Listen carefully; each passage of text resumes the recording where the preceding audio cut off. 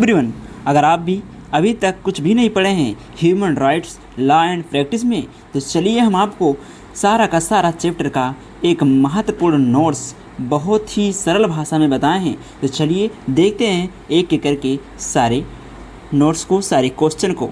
देखिए, यह है human rights law and practice LLB first year second semester. सरल भाषा में संपूर्ण नोट्स, सरल भाषा में संपूर्ण नोट्स जानेंगे आज इस वीडियो में।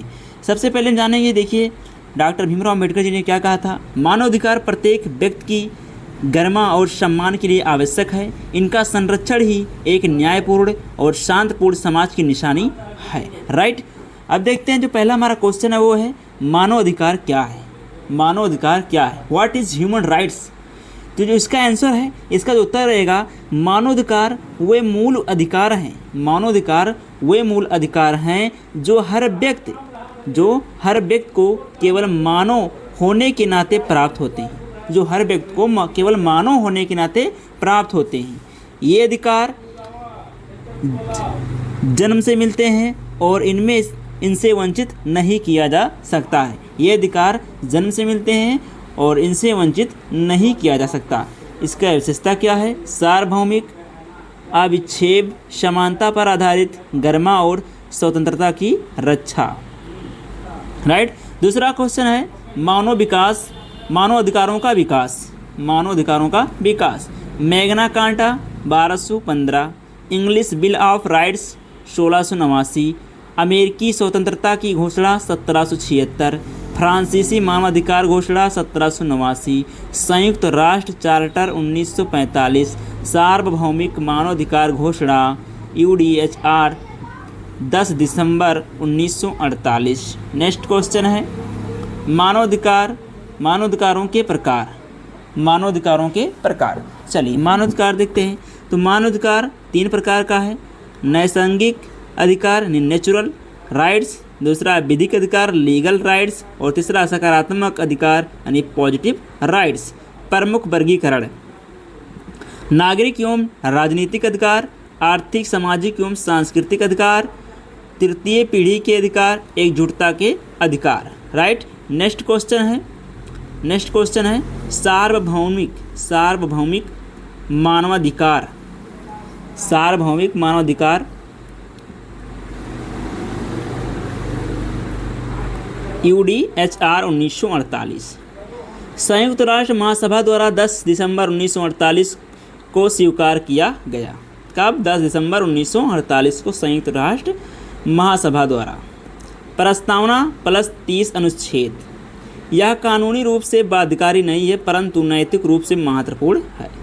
यह जो है कानूनी रूप से बाध्यकारी नहीं है परंतु नैतिक रूप से महत्वपूर्ण है।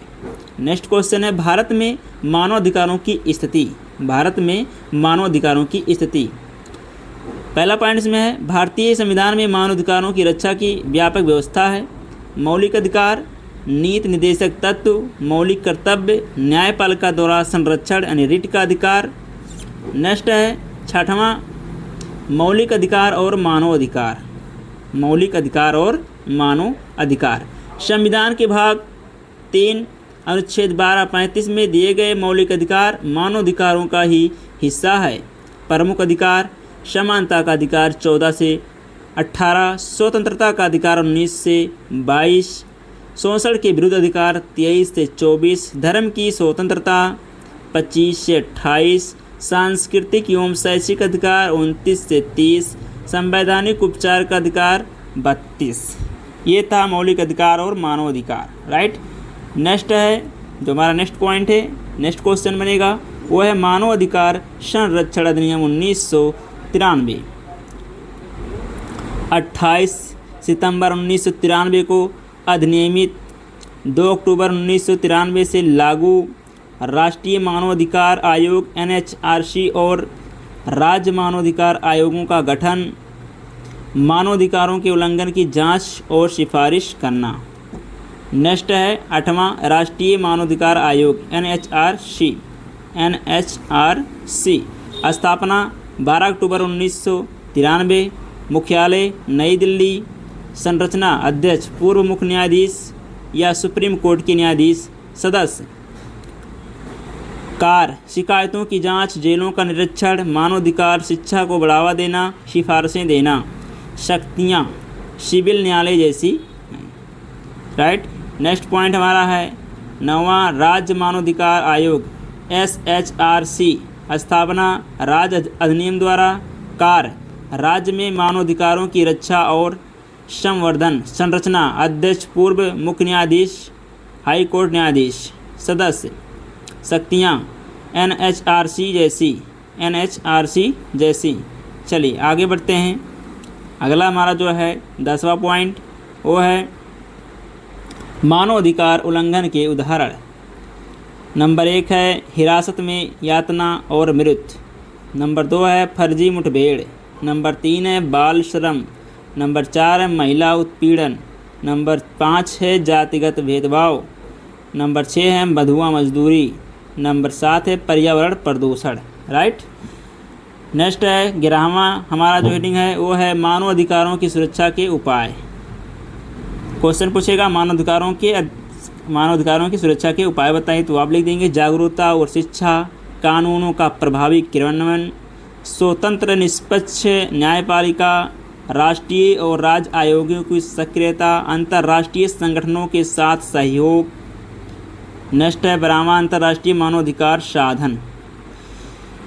अंतर्राष्ट्रीय मानवाधिकार घोषणा 1948, नागरिक एवं राजनीतिक अधिकारों पर अंतर्राष्ट्रीय वाचा 1966, आर्थिक सामाजिक एवं सांस्कृतिक अधिकारों पर अंतर्राष्ट्रीय वाचा 1966, बाल अधिकार अभिसमय UNCRC 1989, महिला भेदभाव उन्मूलन अभिसमय CEDAW 1979, यातना विरोधी अभिसमय CAT 1984। यहाँ पर देखिए महत्वपूर्ण अनुच्छेद दिए गए हैं संविधान के। अनुच्छेद 12 से 35 मौलिक अधिकार, अनुच्छेद 38, 39, 41, 42, 43, 47 नीति निर्देशक तत्व, अनुच्छेद 51A मौलिक कर्तव्य, अनुच्छेद 32 संवैधानिक उपचार का अधिकार रिट, अनुच्छेद 226 उच्च न्यायालय की रिट। शक्तियाँ, यहाँ देखिए महत्वपूर्ण केस दिया गया है, इसको देखते हैं।